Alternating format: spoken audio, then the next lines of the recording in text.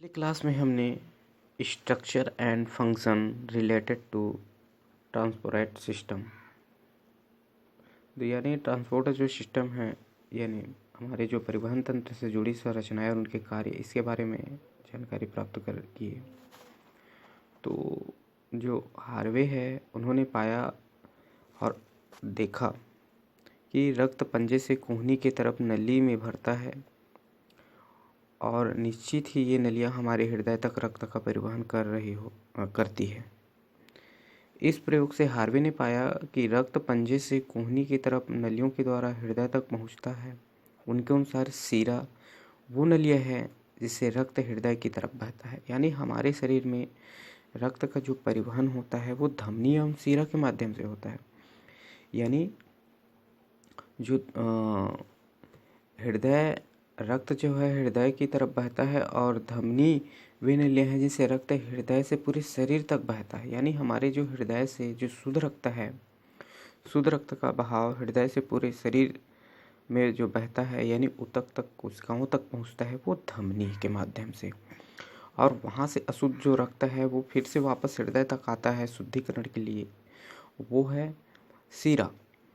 और सीरा से एक वहाँ जो पल्मोनरी जो सीरा है और एक पल्मोनरी धमनी होता है जिसको फुसफुसी सीरा या फुसफुसी धमनी जो बोलते हैं, वो पल्मोनरी जो सीरा है वहाँ शुद्ध रक्त बहता है और जो पल्मोनरी धमनी है वहाँ अशुद्ध रक्त, क्योंकि जो हमारे शुद्ध रक्त है हृदय से पूरे शरीर ऊतक तक ले जाता है और वहाँ से जो अशुद्ध रक्त है सिराओं के द्वारा हृदय तक आता है और फिर धमनी के माध्यम से वो फेफड़े में जब पहुंचता है ऑक्सीकरण के लिए तो वो अशुद्ध रक्त धमनी में बहता है और वहाँ से फिर जो फुसफुस यानी फुसफुसी जो सीरा है वहाँ से शुद्ध रक्त है वो फिर हृदय फेफड़े से ऑक्सीकृत होकर के हृदय तक आता है।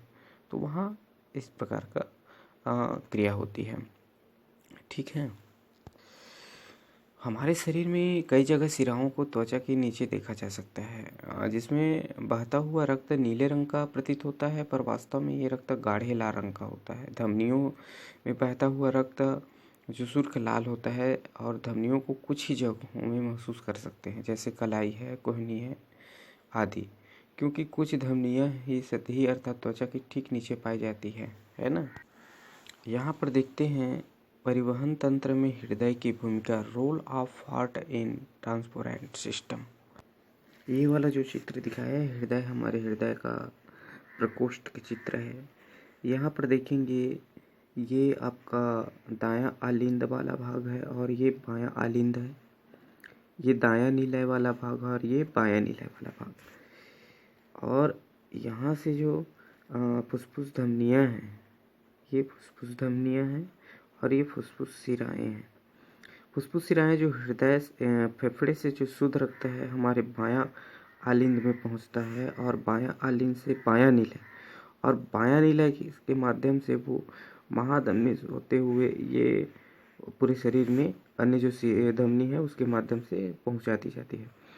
वहाँ से समस्त शरीर से जो रक्त है फिर से वापस आता है सिराओं के माध्यम से और दायां आलिंद में पहुंचता है और दायां आलिंद से ये दायां के भाग से पहुंचते हुए और ये सीधे से फुसफुस धमनियों के द्वारा फिर से जो रक्त है वो फेफड़े में पहुंचाता है। यहाँ फुसफुस जो धमनियाँ है यहाँ बस अशुद्ध रक्त प्रवाहित होता है, बाकी धमनियों में शुद्ध रक्त है उस पर प्रवाहित होता है। तो इस प्रकार की जो क्रिया है ये इस टाइप का होता है। देखो रक्त का प्रवाह चक्र जो है फेफड़े है, फेफड़े से फुसफुस सिरा, हम लोग अपना पहले शरीर के सभी अंगों से दायां आलिंद से दायां निलय, दायां निलय से फुसफुस धमनी, फुसफुस धमनी से फेफड़े, फेफड़े से फुसफुस सिरा, फिर बायां आलिंद से बायां निलय, फिर महाधमनी, महाधमनी से फिर शरीर। तो इस प्रकार का रक्त का परिवहन होता। ये जो हृदय है, हमारे जो हृदय है मनुष्य और अन्य स्तनधारियों का हृदय सुदृढ़ मांसपेशियों से बना एक पंप है। हमारी मुट्ठी जितने बड़े आकार के इस अंग से दिन भर में लगभग 7000 लीटर रक्त पंप होता है, यानी 4.7 से 5.5 लीटर रक्त दिन भर में लगभग 1500 बार हृदय से गुजरता है। हृदय के 4 मुख्य प्रकोष्ठ हैं, ऊपरी दो प्रकोष्ठों को आलिंद और निचले दो प्रकोष्ठों को निलय कहा जाता है। ठीक है। हृदय के दाएं भाग का संपर्क बाएं भाग से नहीं होता है। ठीक। दायां आलिंद व दायां निलय, बायां आलिंद व बायां निलय रक्त की नलियों और हृदय के प्रकोष्ठों के बीच वाल्व जो होते हैं, इससे रक्त का उल्टा प्रवाह नहीं होता है। हृदय के जो दाएं प्रकोष्ठ में ऑक्सीजन रहित रक्त और बाएं जो में है वो ऑक्सीजन युक्त रक्त होता है। हृदय के आलिंदों का संकुचन एक साथ एक निलयों का एक साथ होता है और आलिंदों में संकुचन से रक्त निलयों में है वो भर जाता है। निलयों के संकुचन से रक्त का बहाव हृदय से बाहर की तरफ होता है। साथ ही आलिंदों में शरीर के विभिन्न भागों से रक्त क्या होता है, भरता है। ठीक। हृदय की जो तंत्रिका है उसकी विशेष वस्तु को हम शिरा या आलिंद गांठ या साइनो ऑरिकुलर नोड कहते हैं। यह यदि काम करने में असम हो जाए तो कृत्रिम रूप से हम इस कार्य को पेसमेकर यंत्र द्वारा एक लंबे समय तक चला सकते हैं। ठीक। धमनी और शिरा में कुछ अंतर दिखते हैं। धमनी जो है रुधिर को हृदय से ऊतकों तक ले जाती है, जबकि शिरा रुधिर को ऊतकों से हृदय तक ले जाती है। धमनी जो है, धमनियों में शुद्ध रक्त होता है, केवल फुसफुसी धमनी में शुद्ध रक्त होता है, जबकि शिराएं इसमें शुद्ध रक्त होता है, केवल फुसफुसी शिरा में शुद्ध रक्त होता है। धमनियाँ इनमें रुधिर है झटके के साथ बहता है, रुधिर का दबाव अधिक होता है, इसमें रुधिर का दबाव कम होता है, रुधिर धीरे धीरे बहता है। इसमें क्या होता है, इनकी भित्तियाँ मोटी तथा लचीली होती है, इनकी भित्तियाँ पतली तथा कम लचीली होती है। इनकी जो जीव की मृत्यु के पश्चात एक खाली हो जाती है, ये जीव की मृत्यु के पश्चात इसमें रक्त रहता है। ये शरीर में गहराई में स्थित होता है और ये शरीर की ऊपरी सतह में स्थित होता है। पौधों में भी परिवहन होता है जाइलम एवं फ्लोएम के माध्यम से। तो जाइलम क्या है, पौधों में जाइलम द्वारा परिवहन होने वाले पदार्थों में जल एवं खनिज लवण होते हैं। जाइलम की जो वाहिकाएं एवं वाहिनिकाएं आपस में जुड़कर जल एवं खनिज लवण का संवहन करती है। जड़ों के जो मूल रोम मृदा के संपर्क में होते हैं, जो कि केशिका जल एवं खनिज लवण को आयन के रूप में ग्रहण करती है। ठीक है। इसी प्रकार जो फ्लोएम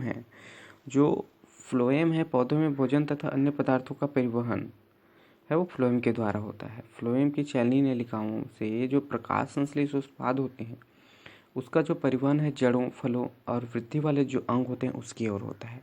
फ्लोएम द्वारा परिवहन दोनों दिशाओं में होता है। यहाँ पर देखते हैं रक्त का बहाव का दोहरा परिपथ, यानी रक्त का बहाव का दोहरा परिपथ में देखेंगे ये वाला हमारे हृदय का जो 4 प्रकोष्ठ होते हैं, दायां आलिंद, बायां आलिंद, दायां निलय, बायां निलय। तो हमारे जो रक्त है वो बायां आलिंद से बायां निलय के होते हुए पूरा शरीर में पहुंचता है। ये शुद्ध रक्त है धमनी के द्वारा, और वहाँ से अशुद्ध रक्त शिरा के माध्यम से दायां आलिंद और दायां निलय में पहुँचते हैं। दायां निलय से फिर फेफड़ा में जाता है।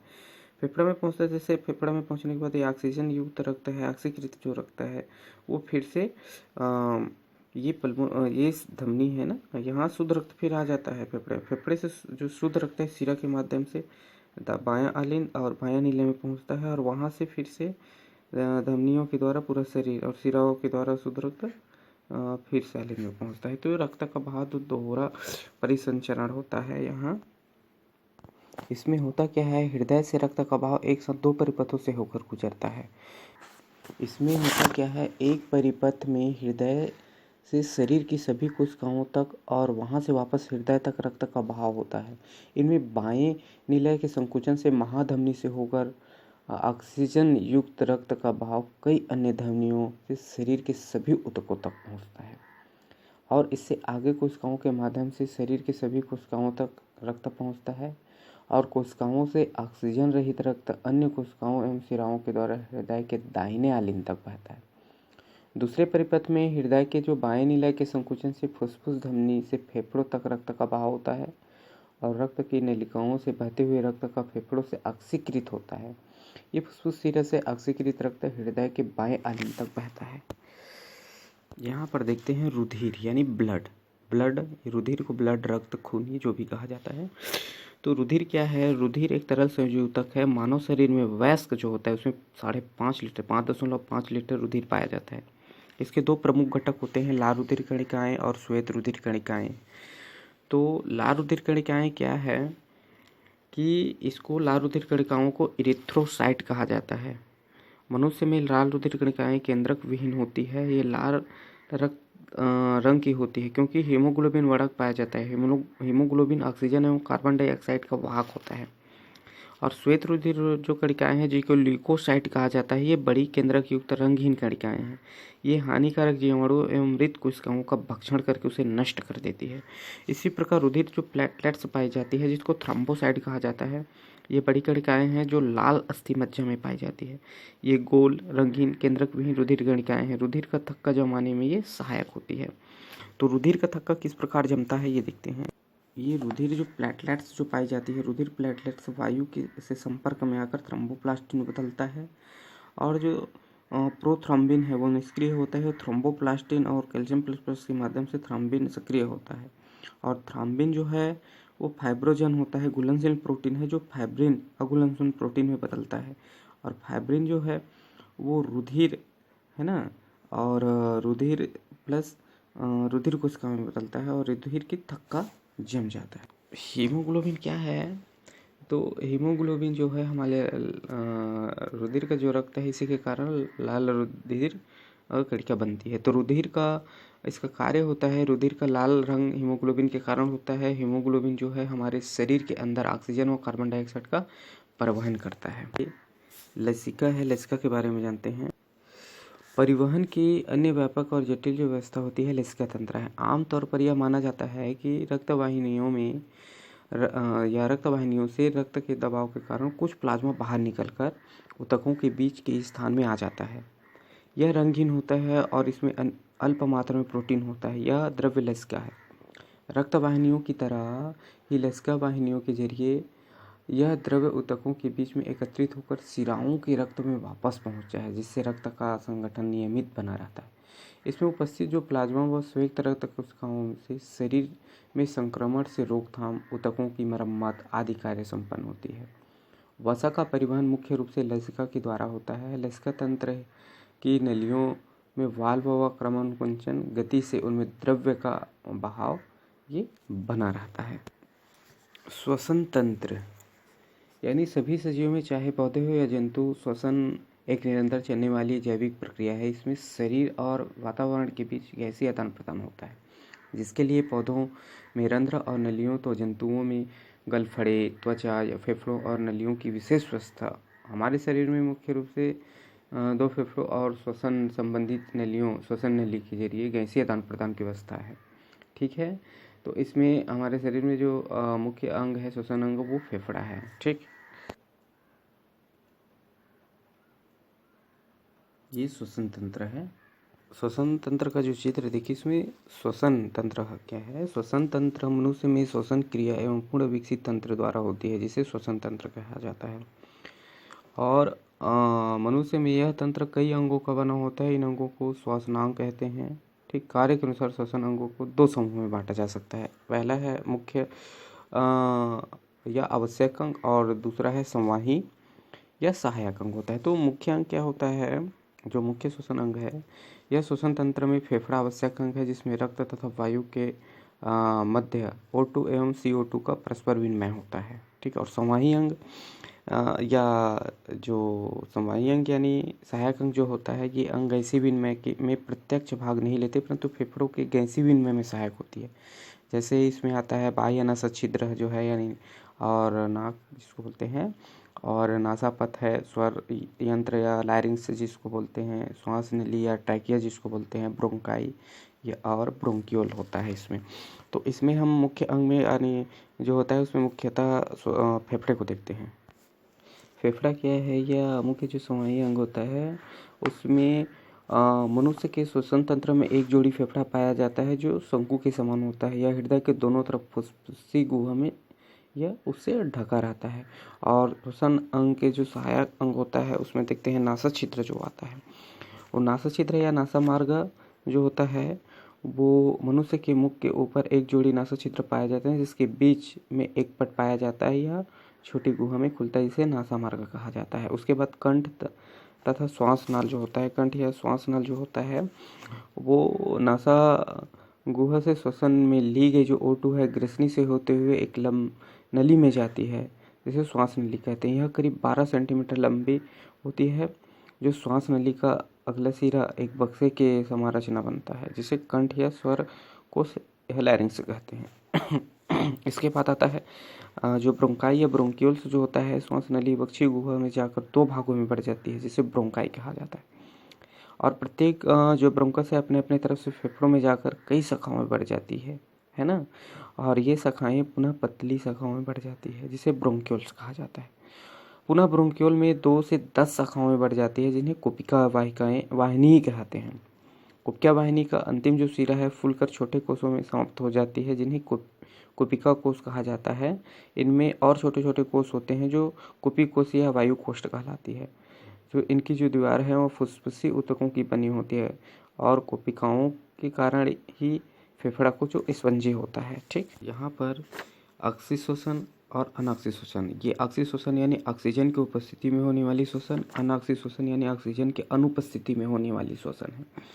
तो इसमें कुछ अंतर है। जो ऑक्सीजन की उपस्थिति में शोषण यानी ऑक्सीशोषण है, यह क्रिया ऑक्सीजन की उपस्थिति में होती है और ऑक्सीजन की अनुपस्थिति में होती है। इसमें भोज्य पदार्थों का पूर्ण रूप से ऑक्सीकरण होता है और इसमें भोज्य पदार्थों का पूर्ण रूप से ऑक्सीकरण नहीं होता। इस क्रिया का अंतिम उत्पाद कार्बन डाइऑक्साइड और जल है। इस क्रिया का अंतिम उत्पाद कार्बन डाइऑक्साइड और अल्कोहल या लैक्टिक अम्ल होता है। और ऑक्सीशोषण जो होता है, इस क्रिया में ग्लूकोज के 1 ग्राम मोल में 38 एटीपी के अणु प्राप्त होते हैं। इसमें 1 ग्राम मोल में ग्लूकोज के 2 एटीपी अणु प्राप्त होते हैं। और ऑक्सीशोषण में जो है यह क्रिया कोशिका के जीवद्रव्य माइटोकॉन्ड्रिया में पूर्ण होती है और यह क्रिया कोशिका के केवल जीवद्रव्य में होती है। और इसमें अधिकांश जीवों में यह क्रिया होती है और इसमें कुछ जीवों में ये क्रिया होती है। तो इस प्रकार ऑक्सीशोषण और अनॉक्सीशोषण में कुछ अंतर पाया जाता है। नेक्स्ट क्लास में हम लोग देखेंगे उत्सर्जन तंत्र और उससे जुड़ी जो संरचना होती है। ठीक है।